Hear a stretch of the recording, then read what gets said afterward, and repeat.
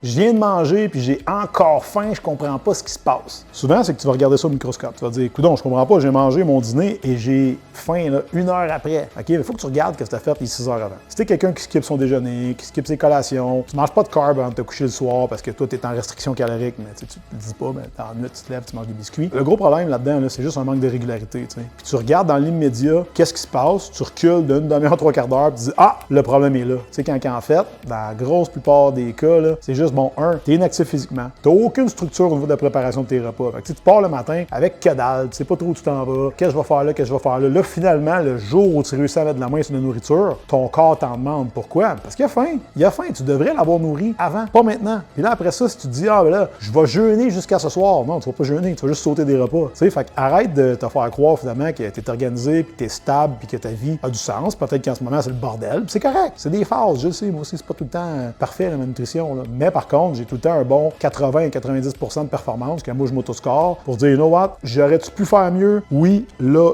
et là, je suis capable de mettre le doigt dessus, tu sais. OK, en fin de semaine, est-ce que je mérite un cheat meal ou non? Est-ce que cette semaine, je fais ça vraiment comme un Jedi pour qu'en fin de semaine prochaine, au mariage de Steve et Karine, je peux manger une coupe de 16 de gâteau puis la vie est belle, tu sais. Fait que pense à tout ça la prochaine fois que tu auras faim, dès maintenant. Regarde ce que tu as fait les 4, 5, 6 heures avant, puis même la veille, pour venir vraiment voir au final, j'ai-tu faim, c'est de la gourmandise, est-ce que je suis surentraîné et sous-nourri ou l'inverse, puis là, tu vas avoir une bonne piste de solution pour te mettre en marche.